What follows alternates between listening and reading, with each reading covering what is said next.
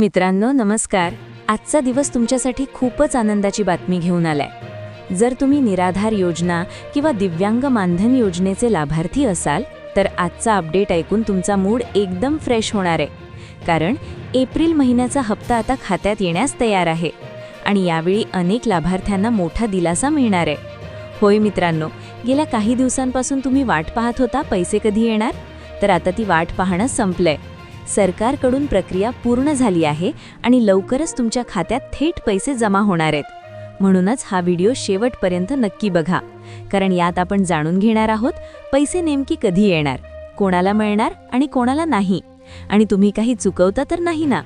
तर चला सुरुवात करूया आजच्या या खुशखबर अपडेटला. मानधन वितरणाची सद्यस्थिती.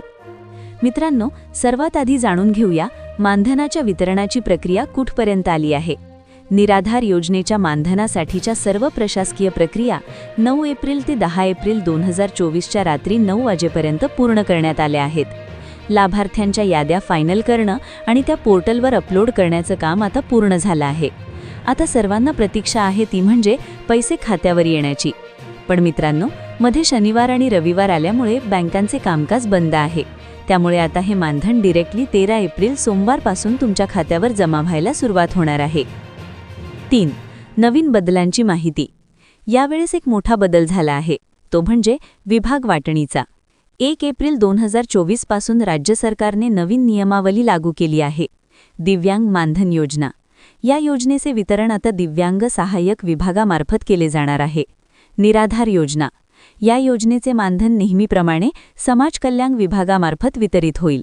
याचा अर्थ असा की प्रशासकीय सोयीसाठी हे 2 स्वतंत्र विभाग आता तुमच्या मानधनाची जबाबदारी घेतील, जेणेकरून कामात पारदर्शकता येईल. 4. मानधनाची रक्कम 1500 की 2500. आता बोलूया रकमेबद्दल. निराधार योजनेच्या लाभार्थ्यांना प्रतिमाह 1500 रुपये मानधन मिळणार आहे. परंतु दिव्यांग वेतन योजनेच्या अंतर्गत जे पात्र लाभार्थी आहेत त्यांना आता 2500 रुपये मानधन दिले जाणार आहे. हे वाढीव मानधन 13 तारखेपासून टप्प्याटप्प्याने खात्यात क्रेडिट व्हायला सुरुवात होईल. पण लक्षात ठेवा, दिव्यांगांसाठी 2500 रुपयांचा हप्ता फक्त त्यांनाच मिळेल ज्यांचे UDID कार्ड जमा झाले आहे आणि ज्यांची eKYC प्रक्रिया पूर्ण झाली आहे. 5. सावधान, मानधन बंद होऊ शकते. मित्रांनो, हा मुद्दा सर्वात महत्त्वाचा आहे. जर तुम्ही निराधार योजनेचे लाभार्थी असाल तर 30 एप्रिल 2024 पर्यंत आपले आधार कार्ड योजनेशी लिंक करणे अनिवार्य आहे. ज्या लाभार्थ्यांचे आधार अद्याप संलग्न म्हणजे लिंक झालेले नाहीत त्यांचे एप्रिल महिन्याचे मानधन रोखले जाऊ शकते. जर तुमचा आधार सीडिंग बाकी असेल तर तातडीने तुमचं आधार कार्ड आणि बँकेची कागदपत्रे तुमच्या तहसील कार्यालयात जमा करा. जर तुमचं मानधन आधीच बंद झालं असेल तर ही कागदपत्र जमा केल्यानंतर ते पुन्हा सुरू होऊ शकतं. मित्रांनो, अशीच महत्त्वाची आणि अपडेटेड माहिती मिळवण्यासाठी आपल्या चॅनलला आत्ताच सबस्क्राईब करा आणि बेल आयकॉन दाबायला विसरू नका. जर ही माहिती तुमच्यासाठी उपयोगी ठरली असेल तर व्हिडिओला लाईक, थम्स अप करा आणि तुमच्या ओळखीच्या प्रत्येक बहिणीपर्यंत नक्की शेअर SCH करा, जेणेकरून एकही पात्र बहीण या योजनेपासून वंचित राहणार नाही.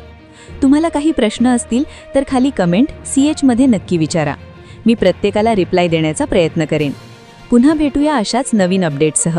तोपर्यंत धन्यवाद आणि काळजी घ्या. नमस्कार.